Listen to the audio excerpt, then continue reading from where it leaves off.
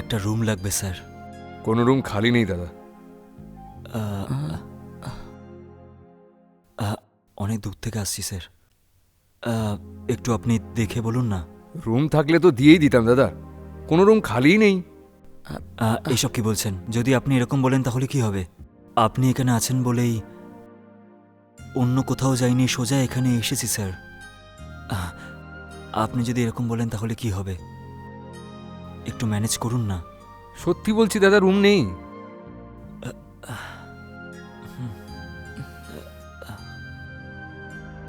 রুমের ভাড়া কত স্যার?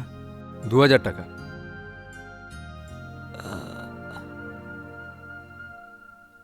ঠিক আছে স্যার, 2000-এর সাথে 1000 টাকা আরও দিচ্ছি, পুরো 3000 টাকা রাখুন না, একটু ম্যানেজ করুন না।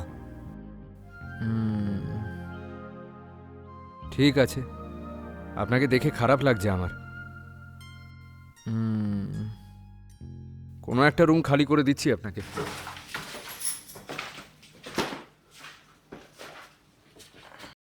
আসুন, আপাতত এই রুমটাই খালি আছে। এদিকে অ্যাটাচ বাথরুম আছে, হুম, আর তাছাড়া এসিও আছে এই ঘরে। আচ্ছা, ভাড়াটা দিন এবার। আপনি যান না, নিচে গিয়ে দিচ্ছি।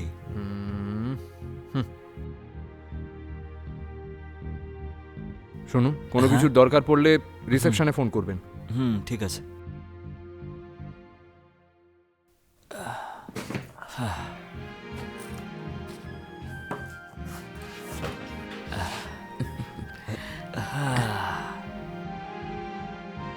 সত্যি বলছি, আমি এরকম ভাবিনি যে আমি ডাকতেই তুমি চলে আসবে। তুমি আমার সাথে এখানে চলে এসেছো, এটা দেখে আমার খুব আনন্দ হচ্ছে। তুমি তো আমাকে আসতে বললে, কিন্তু আমি তো ভয় পেয়ে গিয়েছিলাম। লুকিয়ে লুকিয়ে বাড়ি থেকে বেরোবার সময় আমার তো খুব ভয় করছিল। ঠিক আছে, কালকে আমরা আমাদের বিয়ের জন্য সব ব্যবস্থা করে আনছি। হ্যাঁ, আচ্ছা ঠিক আছে। ডার্লিং লজ্জা পাচ্ছে। রসগোল্লা আমার ডার্লিং।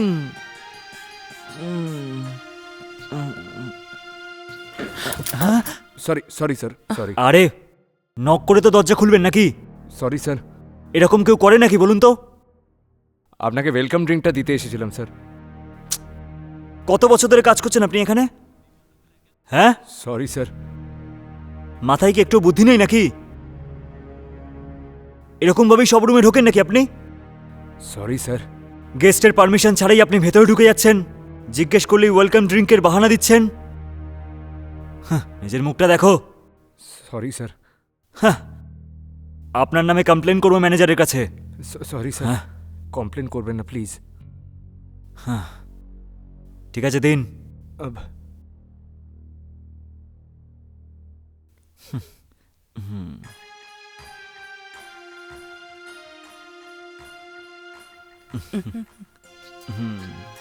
নিয়ে নাও না ডার্লিং।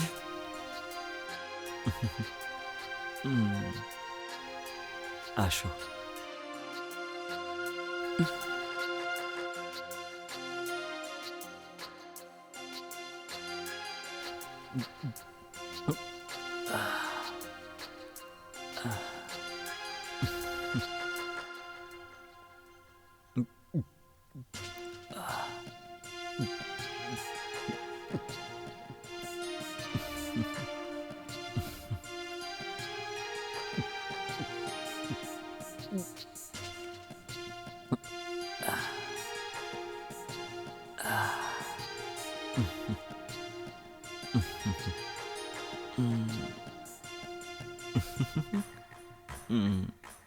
আমার রসগোল্লা।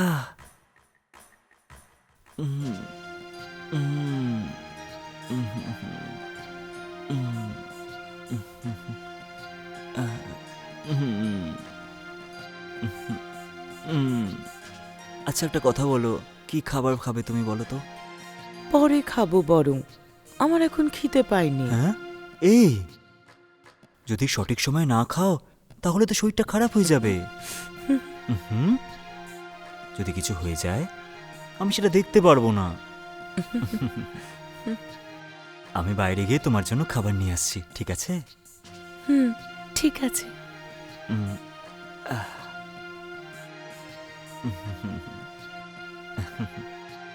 এই বাহানে আমি বাইরে গিয়ে কালকে আমাদের বিয়ে আছে তো তার সব ব্যবস্থাগুলোও করে আনছি, ঠিক আছে তো? তাড়াতাড়ি আসছি। আচ্ছা। তুমিও নিজের খেয়াল রাখো। হুম। একটু আগে যে ছেলেটা ওয়েলকাম ড্রিঙ্ক নিয়ে এসেছিল, এরকমই কিন্তু লোকজন আসবে। আমি ছিলাম বলে সামলাতে পেরেছি।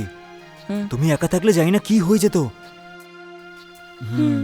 তুমি নিজের খেয়াল রাখবে, হ্যাঁ? হ্যাঁ, আমি রাখবো। ঠিক আছে ডার্লিং।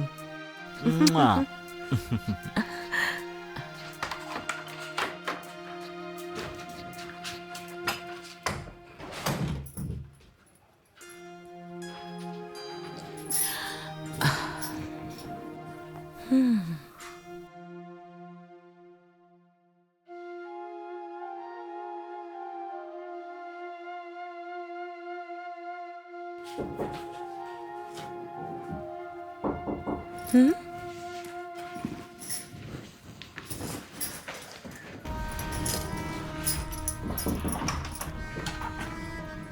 হ্যাঁ, বলুন। ওয়েলকাম ড্রিঙ্কস দিয়েছিলাম, তাই ওই গ্লাসটাই নিতে এসেছি ম্যাডাম।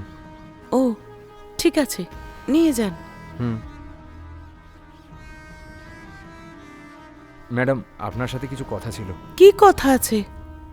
এই, তুই এখানে কি করছিস? ওয়েলকাম ড্রিঙ্কের গ্লাসটা নিতে এসেছিলাম স্যার। তুমি তো জানতে আমি বাইরে গেছি, আর এটাও জানতে যে ও এখন একা আছে, তাহলে ভেতরে কেন এলে? এই গ্লাসটা নিতে এসেছিলাম স্যার। ঠিক আছে, গ্লাস নিয়ে এখন যাও। হুম।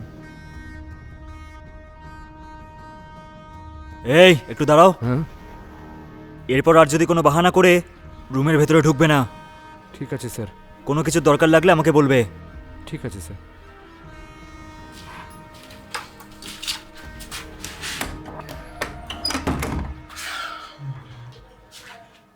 এইসব লোকেদের ওপর একদমই বিশ্বাস করবে না ডার্লিং। পার্সটা ভুলে গিয়েছিলাম, আর আমি সঠিক সময় ভেতরে চলে এসেছি, না হলে জানি না কি হয়ে যেত। কাল আমাদের বিয়ে, আর আমি সব ব্যবস্থা করে নিয়েছি। কালকে সকাল হলেই মন্দিরে গিয়ে আমরা দুজনে বিয়ে করে নেব, আর তারপরে আমরা দুজনে একটা নতুন জীবন শুরু করব। হ্যাঁ। এবার আমাদের দুজনকে কেউ কোনোদিনও আলাদা করতে পারবে না। ঠিক আছে, হুম। আজকে তাড়াতাড়ি শুয়ে পড়ি। হুম। লাইট অফ করো।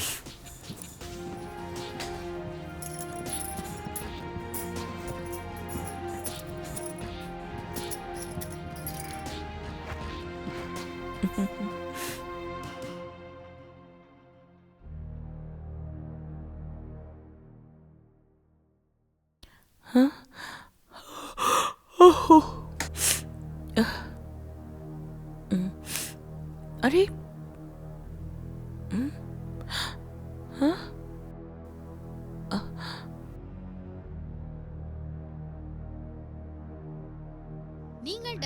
আপনি যে নম্বরে কল করেছেন সেটি এখন সুইচড অফ আছে।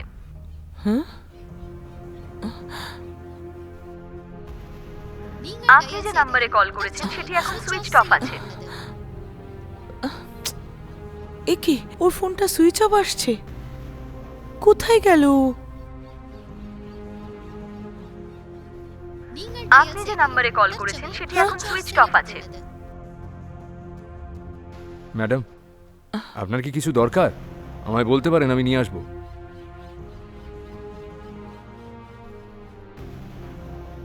দেখুন, ব্যাপারটা হলো, সকালে যখন ঘুম ভাঙলো দেখলাম ও ঘরে নেই।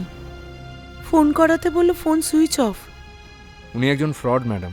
হ্যাঁ, এ কি বলছেন? ও প্রথম থেকেই এমন ম্যাডাম, মেয়েদেরকে ফাঁসিয়ে বিয়ের স্বপ্ন দেখিয়ে আসল কাজ করে ফেলেই ও এখান থেকে চম্পট দেয়। এই কথাটা বলতেই আমি কালকে আপনার ঘরে এসেছিলাম, কিন্তু তার মাঝেই ও এসে আমাকে আটকে দেয়। আরে না, এখন আমি কি করব বলুন তো? এই কাছেই পুলিশ স্টেশনে গিয়ে ওর নামে একটা কমপ্লেন করে আসুন, বাকি কাজটা তারাই দেখে নেবে।